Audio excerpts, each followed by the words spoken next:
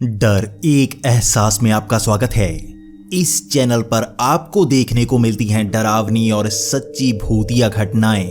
तो कमेंट्स में अपना पसंदीदा टॉपिक लिखना ना भूलें, हम जल्द से जल्द उस पर वीडियो बनाने की कोशिश करेंगे। तो अब बढ़ते हैं हमारी आज की कहानी की ओर। हमारी आज की कहानी हमारे साथ शेयर की है उत्तर प्रदेश से प्रकाश ने। प्रकाश जी, आपका बहुत बहुत धन्यवाद। तो अब आपको कहानी सुनाते हैं प्रकाश की जुबानी। मेरा नाम प्रकाश है और मैं उत्तर प्रदेश के एक छोटे से गांव में रहता हूं। ये घटना मेरे साथ बचपन में घटी थी। बचपन में मैं अपने घर के जब भी पीछे जाया करता था तो मुझे दीवारों से आवाजें सुनाई देती थीं। मैं इसके बारे में अपने पापा और अपने दादाजी को बताया करता था, लेकिन वो मुझे उस दीवार से दूर ही ले जाते थे। मैं कई बार जानने की कोशिश करता था कि आखिर उस दीवार से आवाज क्यों आती है। क्या मैं बच्चा था इसलिए मुझे भ्रम हुआ करता था, लेकिन मेरे पापा और मेरे दादाजी मुझे उस तरफ जाने ही नहीं दिया करते थे। इसी तरह से उस घर में मेरा बचपन निकला। उसके बाद पास के ही एक प्लाट में हमने अच्छा सा घर बनवा लिया। उसके बाद मैं उस पुराने घर में कभी नहीं जाता। लेकिन जब मैं 10वीं क्लास में पढ़ रहा था तब मैंने अपने पिताजी और दादाजी से ये पूछने की कोशिश की थी कि आखिर क्या बचपन में मुझे भ्रम हुआ करता था। क्या सच में उस घर में भूत या प्रेत रहा करते थे। लेकिन कभी मेरे पापा ने मुझे कुछ नहीं बताया। लेकिन जब मैं 10वीं में था तब मैंने उस घर की चाबी ले ली थी। वो घर अब बहुत ही पुराना हो चुका था और उसकी दीवारें जैसे ढह सी रही थी। मैं वहां पर जाना चाहता था क्योंकि मेरा बचपन वहीं पर गुजरा था, लेकिन मेरे पापा और मेरे दादाजी मुझे बार बार मना किया करते थे। वो कहा करते थे कि उस घर में नहीं जाना चाहिए क्योंकि हमने उस घर को छोड़ दिया है। लेकिन मेरा लगाव उस घर से था तो मैं उसकी चाबी लेकर उस घर में पहुंच गया था। ये वक्त लगभग शाम के 6 बजे का था और मैं उस घर में घूम रहा था। मैं वहां पर पुरानी यादों को ताज़ा कर रहा था कि कैसे मैं बचपन में वहां घूमा करता था। मेरे साथ मेरा एक दोस्त भी आया हुआ था। हम दोनों उस घर में अलग अलग जगह पर घूम रहे थे। आपको बता दूं, हमारा नया घर इस घर से लगभग 1 किलोमीटर दूर था, लेकिन उसी गांव में था। ये इलाका थोड़ा पीछे की तरफ था। यहाँ पर तालाब पास ही था, इसलिए यहाँ पर ज़्यादा घर नहीं थे और यहाँ पर हमारा ही घर पुराना इस तरह से खड़ा था। वहाँ पर और भी कई घर थे, लेकिन वो सब घर को छोड़ गए थे और ये इलाका वीरान सा था। यहाँ पर आसपास बहुत सारे पेड़ पौधे उग गए थे और मुझे घर के अंदर आने में बहुत ही मुश्किल हुई थी। लेकिन घर के अंदर फर्श पड़ा हुआ था, इसलिए घर में हमें ज़्यादा मुश्किल नहीं हुई। अब मैं घर के अलग अलग हिस्सों में घूम रहा था और मेरा दोस्त मेरे साथ ही उस घर के उन हिस्सों को देख रहा था। मैं अपनी यादों को ताज़ा कर रहा था। हर दीवार को हाथ लगाता और महसूस करने की कोशिश करता कि बचपन में मैं वहां पर किस तरह से घूमा करता था। ये वक्त सर्दियों का था, इसलिए अब काफ़ी अंधेरा होने लगा था। मेरा दोस्त कह रहा था कि उसे घर जाना है, लेकिन मैं अभी यहाँ पर घूमना चाहता था। बड़ी ही मुश्किल से तो मुझे इसकी चाबी मिली थी और मैं चाहता था कि मैं अच्छी तरह से यहाँ पर घूम सकूं। तो मैंने अपने दोस्त को जाने को कह दिया, लेकिन मैं यहाँ पर थोड़ा समय बिताना चाहता था। मैं इसे अच्छी तरह से याद करना चाहता था कि बचपन में यहाँ पर क्या हुआ करता था, कैसे यहाँ पर मैं खेला करता था। जब मेरा दोस्त वहाँ से चला गया तो मैं घर को अच्छी तरह से देखने लगा। वहां पर दीवारों पर टंगी हुई किताबें वैसी की वैसी ही पड़ी थी। वहां पर पुराने संदूक, पुरानी अलमारियां उसी तरह से रखी गई थी, लेकिन वो सब खाली थी। उनको देखते देखते मैं घर के पीछे जा रहा था। वहां पर तालाब था और उन पुरानी दीवारों से ही मुझे बचपन में आवाजें सुनाई देती थीं। मैं अब घबराता नहीं था क्योंकि बचपन में जो भी हुआ मैं उसे बचपन का भ्रम मानकर छोड़ चुका था। मुझे यकीन था कि भूत प्रेत कुछ नहीं होते और ऐसा बचपन में भ्रम होता ही है। इसी तरह मैं उस दीवारों के पास गया। मैं वहां पर यह जानना चाहता था कि बचपन में मुझे किस तरह की आवाज़ें सुनाई देती थीं और क्या इन दीवारों से वो आवाज़ें सच में आती थीं या नहीं। जब मैं वहां पर पहुंचा तो मुझे थोड़ा सा अलग लगा। पहले ये दीवारें बहुत ही अच्छी हुआ करती थी, लेकिन अब पुरानी होने के कारण ये थोड़ा सा भुरभुरी हो गई थी। ये मिट्टी की दीवारें जैसे मिट्टी छोड़ रही थी, लेकिन उन्हें संभाल कर रखा था एक पीपल के पेड़ ने, जो उन्हीं के बीच से निकलकर ऊपर जा रहा था। उस पीपल के पेड़ ने उस दीवार को बहुत ही अच्छी तरह से पकड़ रखा था। मैं वहां पर देख रहा था कि यह दीवार कैसे हुआ करती थी, लेकिन तभी मुझे वहां पर फुसफुसाहट की आवाजें सुनाई देने लगी। मैं घर के बाहर देखना चाहता था कि बाहर तो कोई नहीं खड़ा। वहां पर बाहर जाने की तरफ एक छोटी सी दीवार थी। मैंने उसे फांदा, लेकिन बाहर की तरफ तो कोई नहीं था।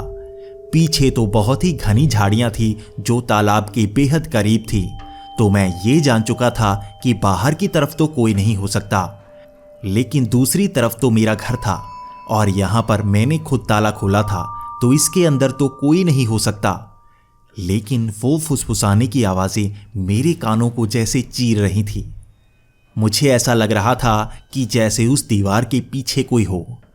मैं जैसे ही उस दीवार के पास जा रहा था तो मुझे वहां पर आवाजें अच्छी तरह से सुनाई दे रही थी। ये जैसे किसी बुजुर्ग महिला की आवाजें थी। मैं जानने की कोशिश कर रहा था कि क्या ये आवाजें उस दीवार के पार से आ रही हैं। मैं उस दीवार के पीछे से जाकर देखना चाहता था, लेकिन जब मैं घर के अंदर गया तब मुझे याद आया कि ये दीवार का पीछे का हिस्सा उस छोटे से कमरे की तरफ जाता है। उस कमरे को हमेशा ही बंद रखा जाता था। मुझे नहीं पता कि उस कमरे को बंद क्यों रखा जाता था, लेकिन मैंने उस कमरे को खुला हुआ कभी नहीं देखा था। आज मेरे पास उस कमरे की चाबी भी थी, तो मैं देखना चाहता था कि उस कमरे में आखिर है क्या। मैंने अपने हाथ से चाबी निकाली और उस ताले को खोलने की कोशिश की। वो ताला खुला और मैंने उस दरवाजे को पीछे किया। मैं जैसे ही उस कमरे में गया तो वहां पर सब कुछ साफ सफाई से रखा गया था। वहां पर धूल का एक कण मुझे नजर नहीं आ रहा था। वहां पर एक पलंग रखा गया था और उसी के साथ 2 पुराने संदूक रखे थे। वहां पर कुछ पुराने कपड़े भी पड़े थे जो बिल्कुल नीचे गिरे हुए थे। ये तो जैसे किसी ने वहां पर कपड़े फेंके हों। मुझे नहीं पता था कि ये किस तरह का सामान था, लेकिन मुझे इतना पता था कि इस कमरे को पहले कभी नहीं खोला गया था। शायद मेरे पैदा होने से भी पहले ही इस कमरे को खोला गया हो। ये सामान बहुत ही पुराना था और ये कपड़े किसी औरत के थे जो बहुत ही पुराने डिजाइन के थे, लेकिन वहां पर मिट्टी का एक कण तक मुझे नजर नहीं आ रहा था। लेकिन मुझे उस मिट्टी की फिक्र नहीं थी, मुझे तो फिक्र थी उन आवाजों की। क्या वो आवाजें इसी कमरे से आती थी? मैं ये जानना चाहता था कि वो आवाजें कहां से आती थी। ये दीवार बिल्कुल मेरे सामने थी और आज पहली बार मैं इस दीवार के सामने खड़ा था। हमेशा से ही इस दीवार को मैंने पीछे से देखा था और बचपन में यही दीवार मुझे भ्रम पैदा करती थी। आज जिंदगी में पहली बार मैं इस दीवार के सामने खड़ा था। तब मुझे आभास हुआ वहां पर एक औरत की तस्वीर टंगी हुई थी। वो औरत बहुत ही खूबसूरत लग रही थी, लेकिन वो तस्वीर काफी पुरानी थी और काफी खराब हो चुकी थी। लेकिन मुझे नहीं पता था कि वो औरत कौन थी। मैं जैसे ही उस दीवार के पास जाने लगा तो मुझे जैसे चक्कर से आ रहे हों। मेरा सर चकराने सा लगा था।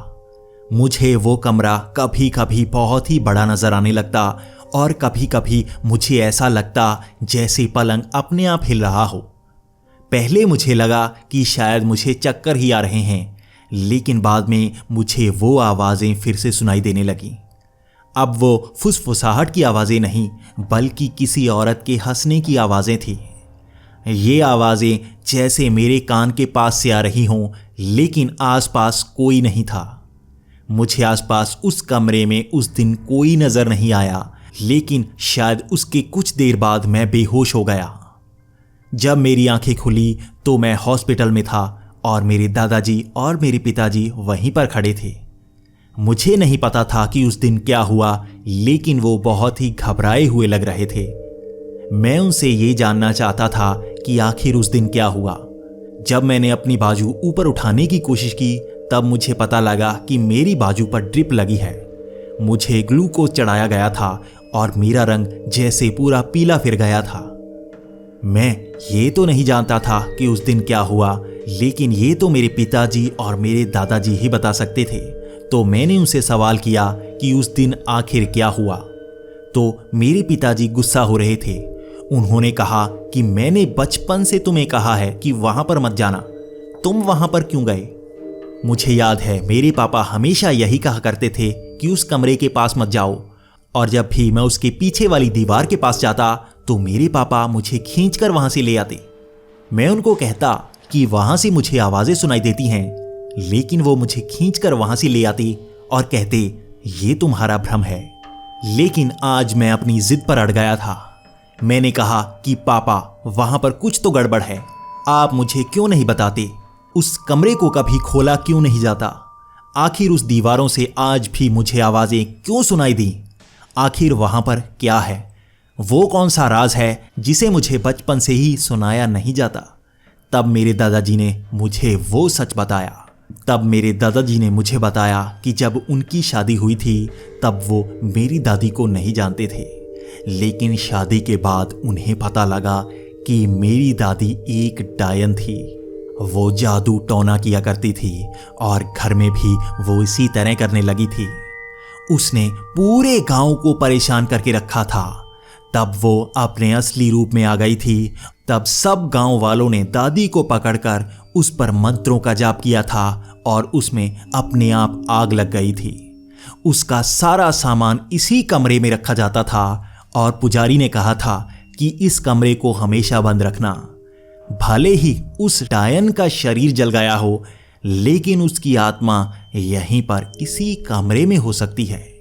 ये तब की बात है जब मेरे पापा 1 साल के हुआ करते थे। उसके बाद उस कमरे को कभी नहीं खोला गया था और उसकी आवाजें भी किसी को सुनाई नहीं दी, लेकिन मुझे पहली बार उस दीवार से उसकी आवाजें सुनाई देती थी। मैं हमेशा सवाल पूछा करता था और वो बहुत ज़्यादा डरने लगे थे, इसलिए उन्होंने घर को बदल दिया था। मैं ये सब जानकर बहुत ही डर गया था और उसके बाद मैंने ये ठान लिया था कि मैं कभी उस घर में वापस नहीं जाऊंगा। इस घटना ने मुझे अंदर तक इतना डरा दिया था कि मैं दोबारा अपने ही गांव में रहते हुए भी उस घर की तरफ कभी नहीं गया।